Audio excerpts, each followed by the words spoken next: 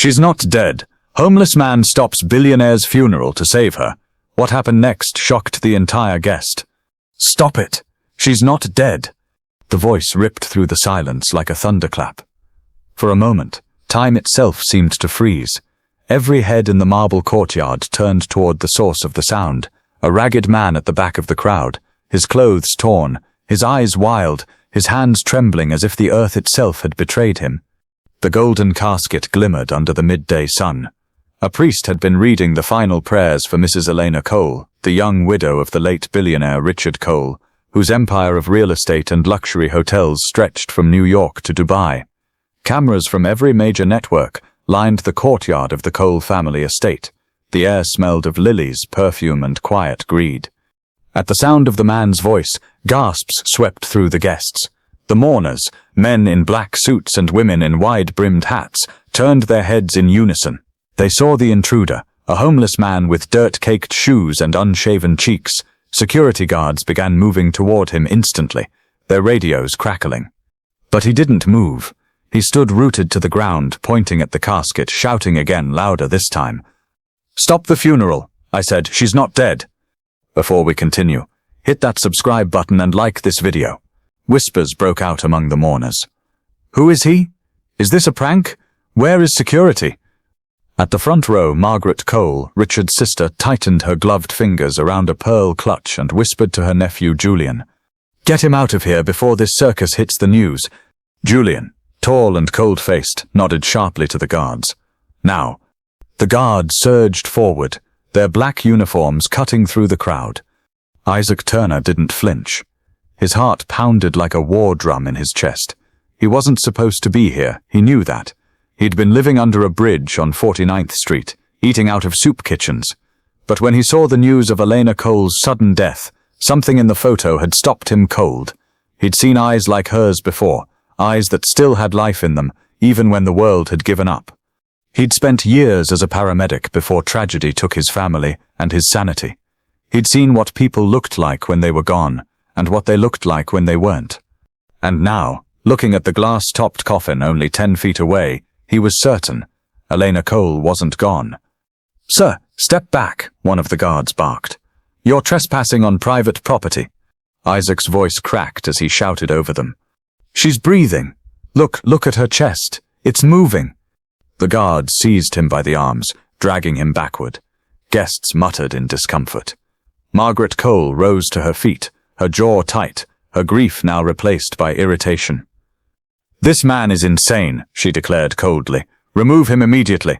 But in the silence that followed, a gust of wind swept through the courtyard, and a small, almost imperceptible sound carried through the air. Tap! It came from inside the coffin. The priest stopped mid-prayer. One of the camera operators, frozen behind his lens, slowly zoomed in. A gloved hand inside the glass coffin had twitched, ever so slightly. Gasps rippled across the mourners like a wave. "Did you see that?" someone whispered. "It's a trick of the light." "No, I think her finger moved." Margaret turned sharply toward the casket, her face pale. "Stop that nonsense," she hissed. "Continue the service." But the priest hesitated, glancing at her uncertainly. Isaac tore himself free from one of the guards, falling to his knees. "Listen to me. I've seen this before. It's called catalepsy. She's not gone. If you bury her, you'll kill her for real." The guards grabbed him again, but the priest now looked unsettled. He leaned closer to the casket. A camera flash went off. The world's richest family was suddenly the center of chaos. Inside the coffin, a single tear rolled down the side of Elena Cole's cheek, and for Isaac, that was enough. The crowd erupted. Guests screamed, backing away. Some thought they were witnessing a miracle, others, a scandal. "Open the casket," a woman shouted. "Call the doctor. Get an ambulance." But Margaret's voice cut through the noise, sharp and commanding. "No one touches her. Do you hear me? No one." Her nephew Julian moved quickly to her side, whispering, "Aunt Maggie, they saw it. We can't stop this now." Her face hardened. "Then we control it. Get the cameras out. No footage leaves this property." Isaac struggled against the guards as they pulled him toward the gate. "If you walk away now, she'll die," he yelled. "You can't fake life. Look at her chest, damn it." One of the security men punched him in the stomach, sending him to his knees. The crowd gasped again. He fell forward, clutching his ribs, but through blurred vision, he saw it, another twitch from Elena's hand. "Please," he croaked, his voice breaking. "Please, she's alive." In that moment, a young reporter, Tiana Graves, standing near the back, lowered her camera and looked again through the viewfinder. Her instincts told her the same thing. Something was off. She zoomed in, her breath catching as she saw it.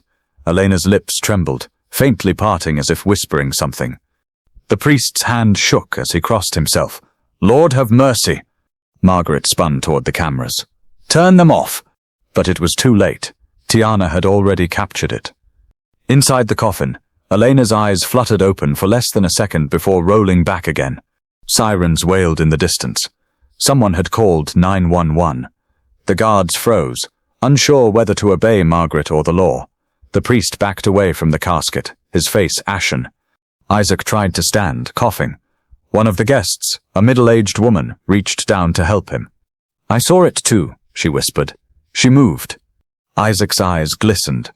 "You believe me?" The woman nodded shakily. I don't know what's happening, but she moved." Margaret's voice came again, colder than before. "This funeral is over." She turned to Julian. "Get the body inside. Now, before the press turns this into a circus." "But what if she—" "Now," she snapped. The guards began lifting the casket. Isaac lunged forward again, shouting hoarsely, "Don't you dare take her back in there!" Tiana moved closer, recording everything. The live broadcast was still running on several local stations before anyone could cut the feed. Viewers across the city were now watching in real time as the dead billionaire's wife appeared to show signs of life. 2 guards restrained Isaac as he screamed, "You can't hide the truth. She's alive, I swear it." Tiana stepped forward. "Wait, look at the glass," she cried. Everyone turned. Condensation had formed inside the casket, a faint fog patch near Elena's mouth. She was breathing. The priest crossed himself again. A murmur of disbelief spread across the courtyard. "She's alive," someone whispered. "Oh my God." "She's breathing." For a moment, even Margaret froze. Her gloved hand trembled slightly as she looked down at the casket, the fog growing thicker. Then, regaining her composure, she hissed, "Take it inside. Immediately. We'll handle this privately." Isaac shouted again, struggling against the guards. "Privately? You're about to bury her alive, and you want privacy." Margaret leaned toward him, her eyes narrow. "You've caused enough damage today. You have no idea who you're dealing with." Isaac met her gaze with fire. "Neither do you." The EMTs arrived moments later, rushing through the courtyard. They lifted the glass lid, their equipment clattering. Cameras clicked frantically. One of the EMTs gasped when he saw the faint pulse. "She's alive," he said softly, pressing 2 fingers to her neck. "Faint pulse, but it's there." The crowd cheered in disbelief. Margaret's expression didn't change. "This is absurd," she muttered. "A technical error at best." Isaac staggered to his feet, his chest heaving, as the EMTs began working. They placed an oxygen mask on Elena's face and started moving her to a stretcher. One of the paramedics turned to Isaac. "How did you know?" Isaac wiped his mouth with the back of his hand. "I just saw it. The life in her face. You can't fake that." Tiana filmed everything. Margaret yelling. Guards blocking cameras. EMTs rushing Elena to the ambulance. The world had just witnessed a resurrection, but something about it felt darker, deeper, and far from divine. As the ambulance doors closed, Isaac stood there, chest bruised, clothes torn, watching it drive off with the only person who'd made him feel alive again in years. Tiana approached him cautiously. "They'll twist this, you know, the story. They'll make you look crazy." Isaac gave a faint smile. "They already do, but at least now they'll have to explain how a dead woman just breathed again." Tiana's eyes flickered with curiosity. "You think there's more to it?" He looked past her toward the mansion. Margaret and Julian were standing at the top of the stairs, their silhouettes sharp against the marble. He could see them arguing, gesturing angrily at the reporters. "I think," Isaac said quietly, "someone wanted her gone, and they almost got away with it." That night, the city couldn't stop talking. News channels looped the footage of Elena's twitching hand and the tear on her cheek. Social media exploded. Some called it a miracle, others called it proof of corruption among the rich. But in a quiet hospital room across town, Elena Cole lay motionless under a white sheet, her breathing shallow. The doctors whispered about oxygen deprivation, possible poisoning, or premature death declaration, but no one could explain it. Outside the hospital, Isaac Turner sat on the curb, holding a cup of cold coffee someone had given him. He stared at the night sky, thinking about his daughter, the one he couldn't save years ago. He whispered softly, "Maybe this time I did something right." But across the city, at the Cole mansion, Margaret stood in her brother's study, staring at a single framed photo of Richard and Elena. Her voice was cold and certain as she spoke into the phone. "She's alive," she said. "Yes, but not for long." The night air was heavy with rain. The city lights blurred through the drizzle as ambulances howled in the distance. In a corner outside St. Joseph's Memorial Hospital, Isaac Turner sat beneath a flickering streetlight, his hands shaking as he tried to light a cigarette. The lighter refused to catch. Maybe it was better that way. He hadn't smoked in 3 years, not since the day his world fell apart. He stared across the street where journalists gathered, their cameras flashing every time a doctor emerged from the emergency ward. Inside that building lay the woman the world had declared dead only hours ago, Elena Cole. Isaac whispered her name under his breath as if testing its reality. "Elena Cole, you're still here." He couldn't understand it, how he had ended up at that funeral in the first place. It wasn't fate, he thought. It was something else, something that had pushed him there, the same invisible pull that had haunted him ever since he lost his daughter Grace. 3 years ago, Isaac had been a respected paramedic, calm under pressure, steady in the storm. But one rainy night, his daughter Grace had collapsed in their apartment from a severe asthma attack. He called for help, begged dispatchers, but the ambulance never came. A clerical error, a missing address. By the time he carried her to the hospital himself, she was gone. He'd sat by her bed for hours, holding her tiny hand, whispering, "She's not dead." The same words he'd screamed today. Those words had destroyed him then, made him the crazy man who couldn't accept loss. His wife left, saying she couldn't live with the ghost of a man who lived for ghosts. He lost his job, his apartment, and eventually, himself. But tonight, when he saw Elena's hand twitch, it was Grace's face that flashed before his eyes, that faint movement, that tiny chance that life still existed. He drew a slow breath, his chest aching. "Maybe saving her means saving what's left of me," he whispered. Across the street, a police van pulled up. 2 officers stepped out, scanning the crowd. They weren't here for journalists. They were looking for him. Inside the hospital, chaos rippled quietly behind sterile walls. Doctors spoke in low tones. Reporters were being kept out. Elena was in critical condition. Low oxygen, signs of intoxication, but no sign of heart failure. Dr. Monroe, the lead physician, looked uneasy as he reviewed her chart. She was declared dead less than 24 hours ago. Who signed this? A nurse shrugged. "Private physician from the Cole estate. Dr. Kenneth Harlow." Monroe frowned. "He's not even licensed in this state." Before he could make another call, 2 men in black suits walked in. "We'll take it from here," one said, flashing credentials that didn't look medical at all. Margaret Cole arrived an hour later, stepping out of a limousine in a dark veil and trench coat. Her heels clicked sharply against the tile as she entered the hospital, ignoring the protests of journalists who tried to question her. When she reached the intensive care unit, one of the suited men, private security, clearly approached her. "She's stable for now," he said. "But the media's already spinning it. They're calling it a miracle." Margaret's lips tightened. "A miracle for whom?" "She's conscious enough to breathe on her own," he continued. "Could regain full awareness within hours." Margaret turned to face the glass wall separating her from the room where Elena lay, pale, fragile, hooked to machines but undeniably alive. Her jaw set. "No. She can't wake up. Not until we clean this up." "Understood." Margaret slipped off one of her gloves, her fingers revealing a ring with the family crest. "Do what needs to be done, quietly." As she turned to leave, she saw Tiana Graves at the far end of the corridor, the young reporter, notebook in hand, pretending to text. Their eyes met for a single electric second before Tiana quickly looked away. Tiana's heart pounded. She'd come to the hospital posing as press from a lifestyle magazine, but what she'd witnessed at the funeral wouldn't leave her alone.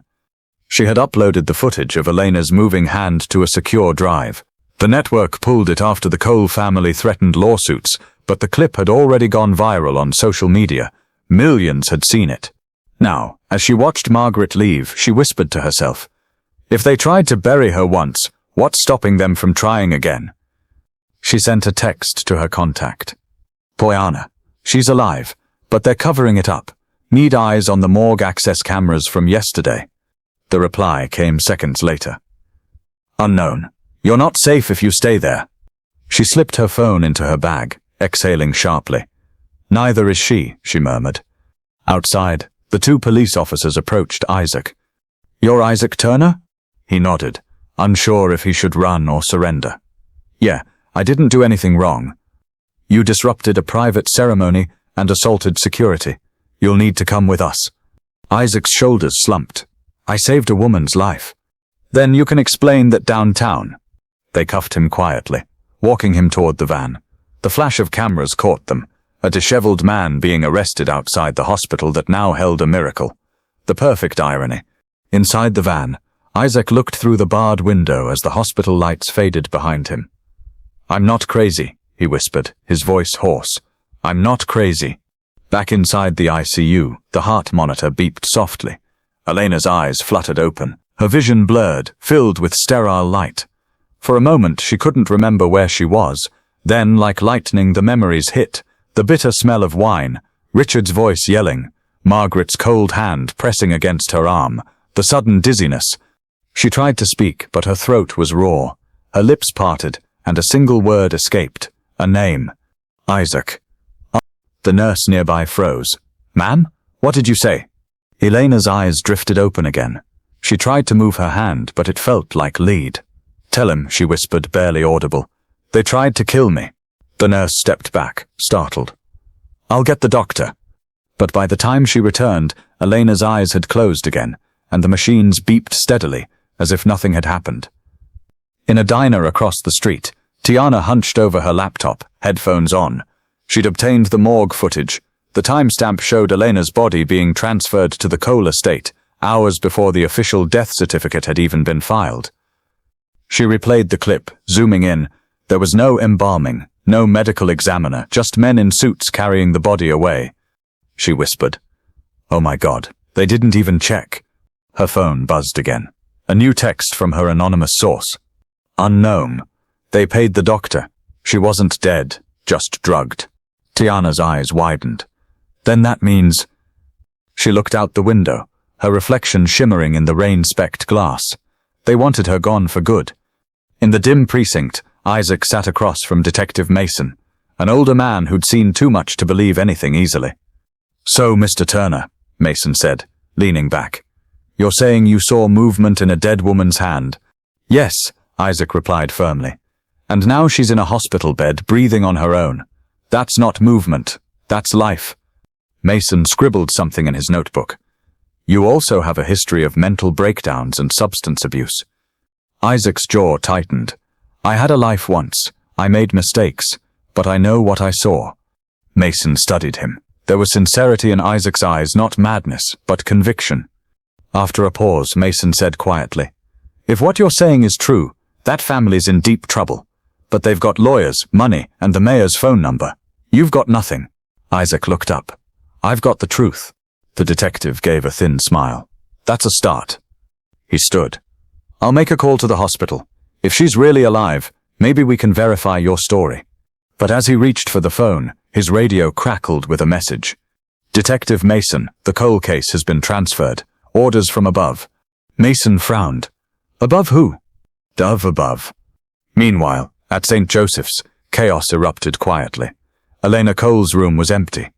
Nurses shouted. Monitors beeped. Alarms went off.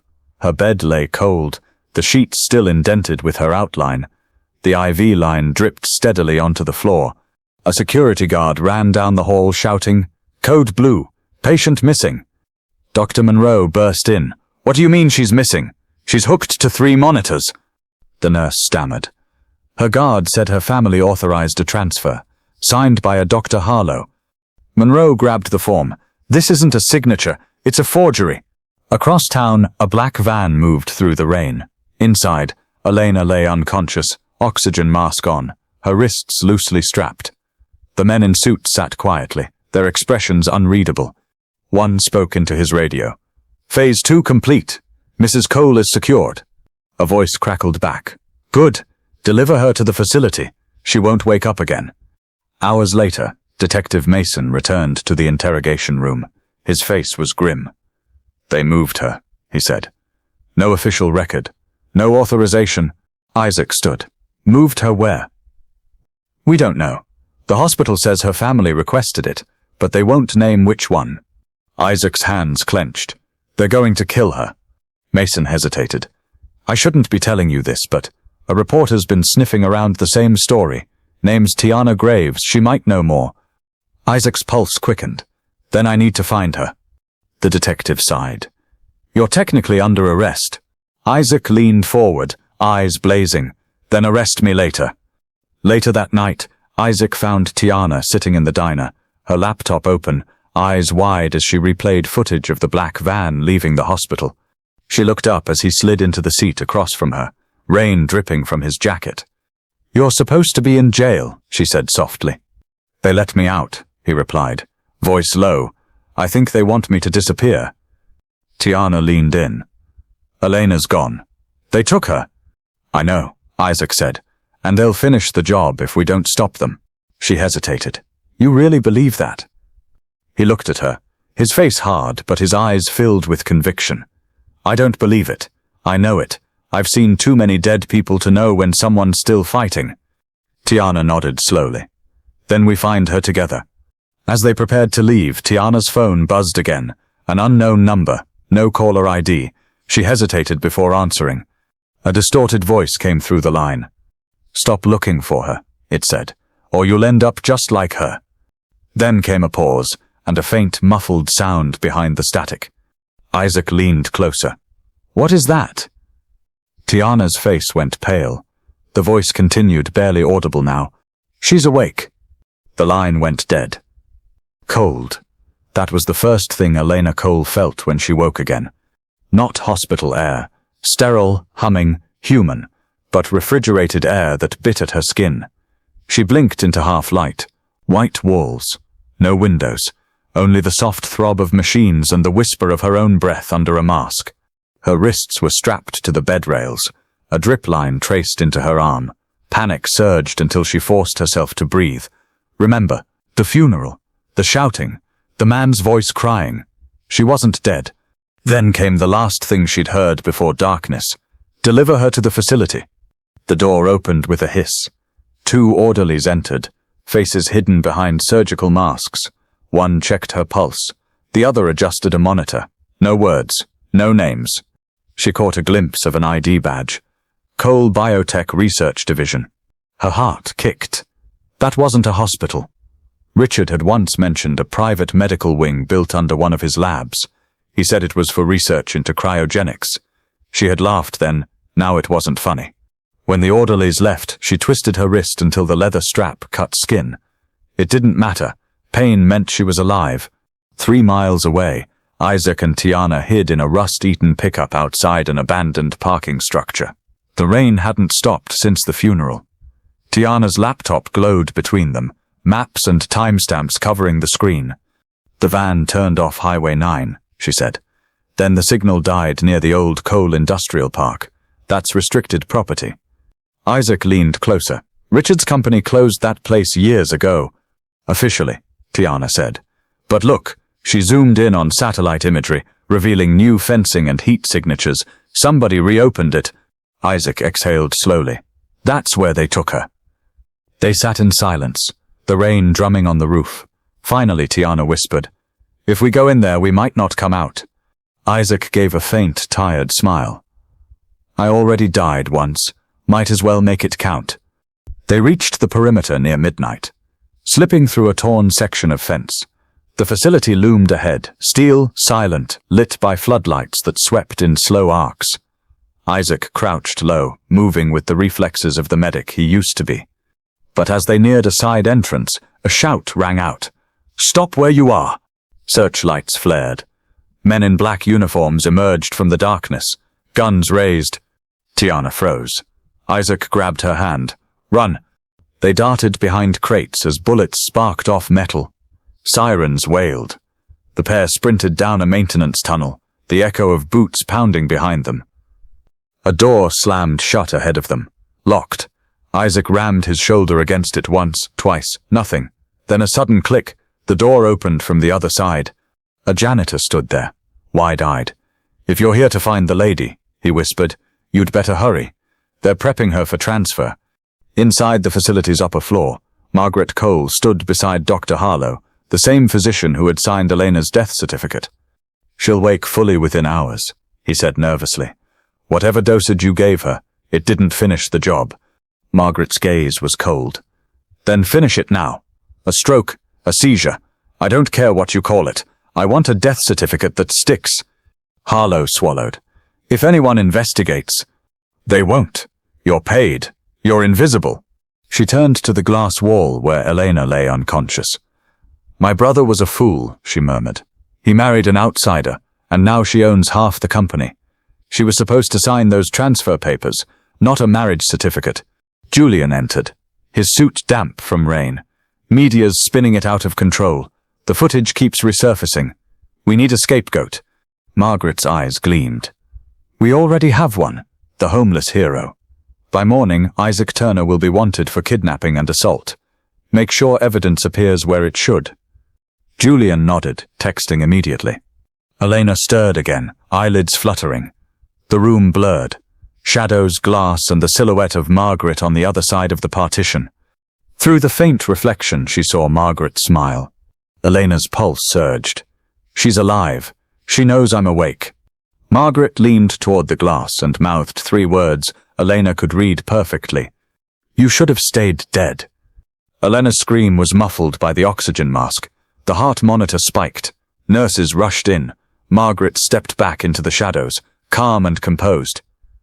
"Sedate her," she ordered. "Now." A nurse hesitated. "Ma'am, the dosage." "Do it." A needle pierced Elena's arm. Darkness returned. Isaac and Tiana followed the janitor through a maze of service corridors. The man's name was Ben, grey-haired, trembling. "They keep her in Lab 3, he said. "Same place they test those cryo chambers Mr. Cole funded." "Why are you helping us?" Tiana asked. Ben glanced back.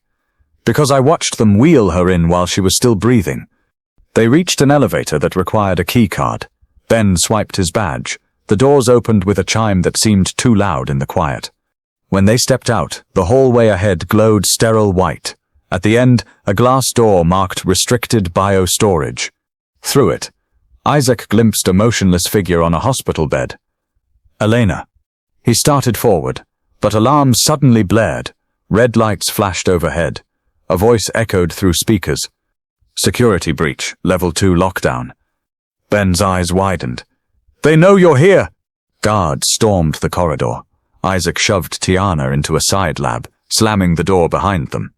Through the glass wall they saw armed men swarm past. "Now what?" she whispered. He looked around.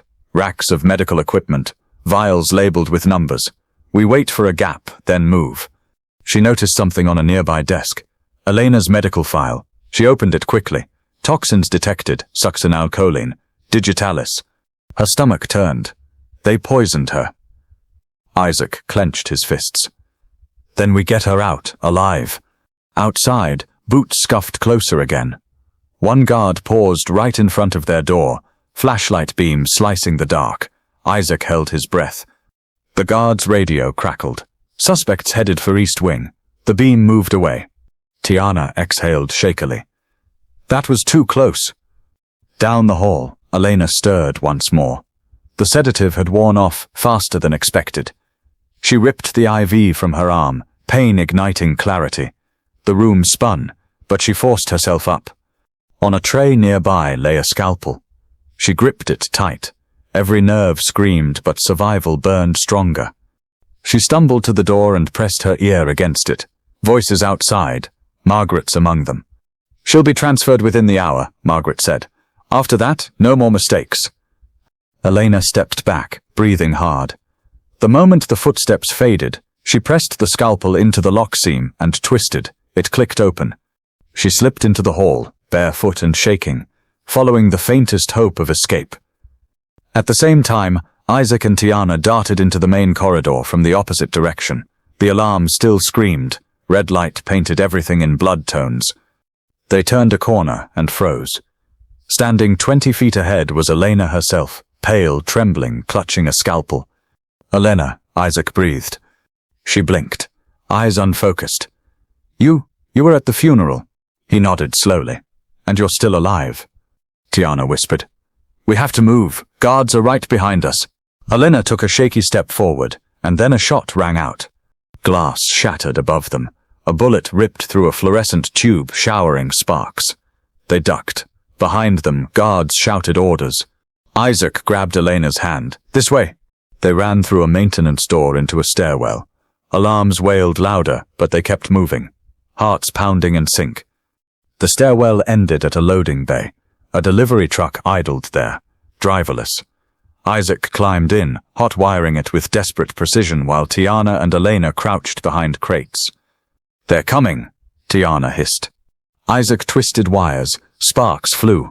The engine roared to life just as a flood of guards burst through the doors. He slammed the pedal. The truck lurched forward, crashing through a half-closed gate. Metal shrieked, glass shattered, bullets clanged against the frame. Outside the open road. Rain and freedom. For a few breathless seconds no one spoke. Then Elena gasped. "They killed him. They killed Richard." Isaac glanced at her. "Your husband?" She nodded weakly. "It wasn't a heart attack. Margaret wanted everything, and I found the documents that proved it." Tiana looked back at the facility shrinking in the distance. "Then we expose her." Elena's eyes filled with tears. "She'll kill us first." They ditched the truck near the river and hid under an old bridge. Elena sat wrapped in Isaac's coat, shivering. Tiana recorded everything on her phone. Elena's statement, the footage, the medical report. "This is enough to bury them," Tiana said. Elena's voice shook. "They own the networks, the police, the hospitals. Who will believe you?" Isaac stared at the water. "Nobody believed me either, but they will when they see you." For the first time, Elena smiled faintly. "You risked your life for a stranger." He met her eyes. "Maybe I wasn't saving you. Maybe I was saving myself." The moment lingered, fragile, human. Then headlights cut through the rain from the opposite bank. Black SUVs, engines revving. Tiana whispered. "They found us." Bullets cracked through the night. Isaac pushed Elena behind a pillar, shouting, "Run when I say." Tiana grabbed the phone and dashed toward the riverbank, clutching the evidence. Isaac fired back with a guard's dropped pistol. The air filled with thunder. "Go," he yelled. Elena and Tiana sprinted into the darkness. The phone their only proof. Behind them, Isaac covered their retreat, until his clip ran dry. A spotlight pinned him. Margaret's voice echoed from a loudspeaker. "You should have stayed invisible, Mr. Turner." Isaac raised his hand slowly. "Funny thing about invisible people, they're the ones you never see coming." A single shot rang out. Elena screamed from the riverbank as the sound ripped through the storm. Then silence. Only the river's roar and the flicker of headlights fading into the night. Rain fell harder now, swallowing the city in a silver haze.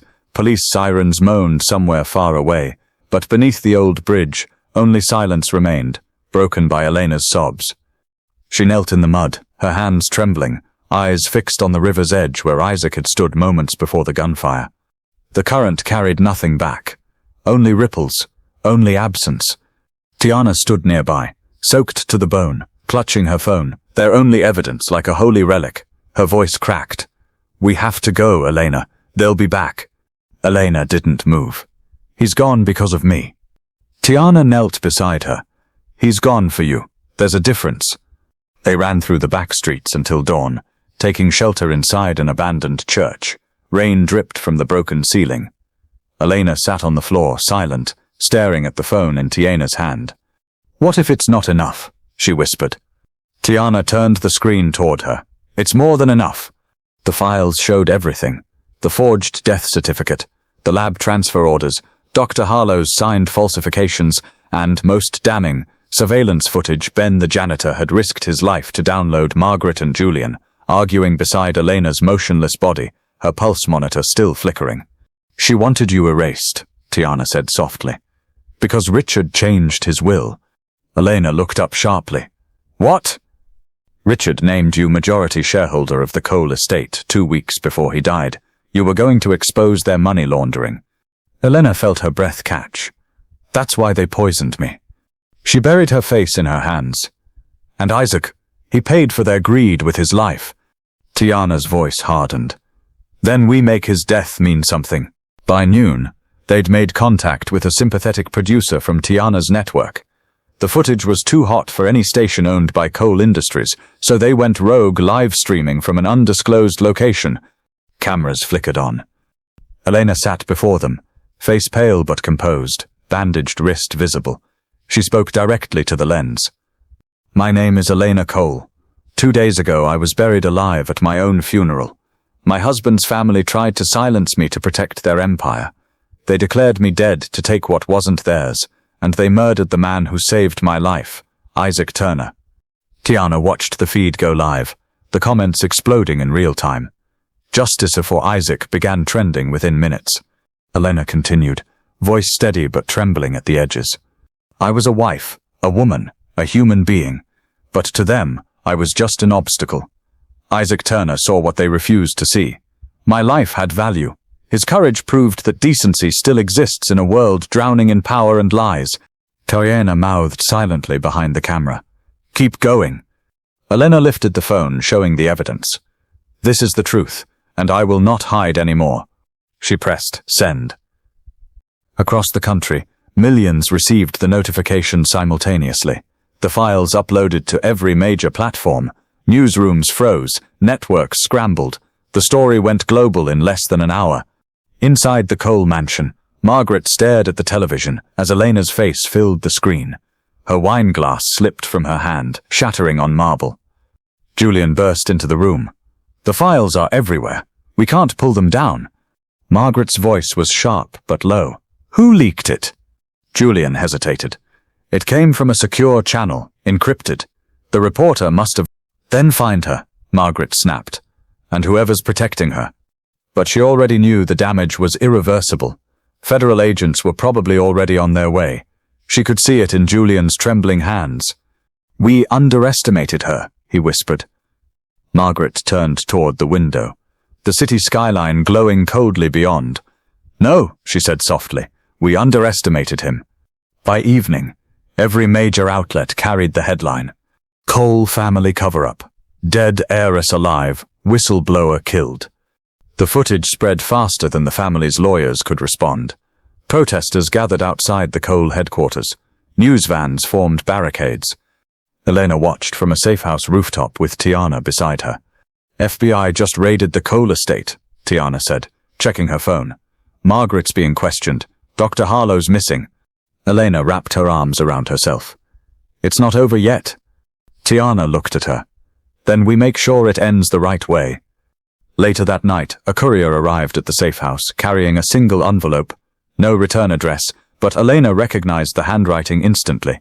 Her hands shook as she opened it. Inside was a water-damaged note, written on lined paper. If you're reading this, it means I didn't make it. Don't waste my death being afraid. You've already been buried once. Don't let them bury the truth too. Isaac. A second sheet fell out. An old photograph of a little girl smiling beside a man in uniform. On the back, Grace Turner, 2009. Elena pressed the photo to her chest, tears streaming down her face. I'll finish it, Isaac, she whispered. I promise. Weeks later, the courtroom overflowed. Cameras flashed as Margaret Cole entered, handcuffed, expression void of emotion. Julian followed behind, head lowered. Elena sat in the front row beside Tiana, her posture straight, her mourning black replaced by simple white. When the judge called her to testify, the room fell silent. She walked to the stand, placed her hand on the Bible, and swore to tell the truth. The prosecutor began gently. Mrs. Cole, Can you describe what happened the night before your husband's death? Elena's eyes flickered toward Margaret. We argued. Richard discovered falsified accounts. Money moved offshore. He confronted Margaret and her son. That night, he collapsed after drinking wine she poured. Gasps rippled through the courtroom. The prosecutor held up documents. And you believe they intended to silence you the same way? Yes, Elena said, voice firm. But they didn't account for Isaac Turner. He saw me. He saved me, when no one else did. Margaret smirked faintly, as though still certain of her superiority. The prosecutor turned toward her. Mrs. Margaret Cole, do you deny any of these charges? Margaret looked up, her voice calm. Of course I deny them. The word of a vagrant and a widow hardly outweighs mine. Elena rose before anyone could stop her. You're wrong, she said, voice echoing. Because the man you called a vagrant had more humanity in his heart than your whole empire ever will. The courtroom erupted in murmurs. Margaret's mask cracked for the first time, a flicker of rage beneath the surface. After 3 days of testimony and leaked confessions, the verdict came. Guilty on all counts. Margaret's composure shattered. She lunged toward Elena as officers restrained her. You think you've won? You think the world cares about the poor man you let die? Elena looked her straight in the eye. The world will remember him long after they forget you. Julian hung his head as his mother was dragged away, cameras flashing like lightning. Outside, protesters cheered. A mural of Isaac Turner's face had already been painted on the courthouse wall with the words, "He saw what others refused to see." Months later, spring sunlight spilled through the windows of the Second Breath Foundation, the non-profit Elena founded in Isaac's name. The building buzzed with volunteers helping the homeless find jobs, housing, and health care. A portrait of Isaac hung in the main hall, smiling, eyes kind. Beneath it, a quote from his final note. Don't let them bury the truth. Tiana entered the office with coffee and a smile. We just got our grant renewal. The city wants to partner with us. Elena smiled softly. Isaac's finally changing lives the way he always wanted. They walked outside where a small crowd had gathered. A dedication plaque gleamed in the sunlight. The Isaac Turner Community Center, for those who were never seen. A pastor led a short prayer. Elena stepped forward to speak. Isaac Turner saved my life, not just my heartbeat, but my faith in people. He taught me that sometimes the ones society ignores carry the light the rest of us have lost. She looked skyward. He gave me back my breath so I could give it to others. The crowd applauded, some weeping quietly. After the ceremony, Tiana approached Elena with a USB drive. There's something you should see. It came from Detective Mason's office. Elena frowned. What is it? Tiana plugged it into a laptop. A bodycam clip played, taken from the night under the bridge. The video showed chaos, gunfire, and Isaac collapsing behind a pillar. Then, faintly, his lips moved. Tell her, she's free. Elena covered her mouth, tears falling silently. The clip ended with the detective's voice. No pulse, he's gone. Tiana whispered. He knew. Elena stared at the frozen frame of Isaac's face. He always knew. That night, she returned to the bridge.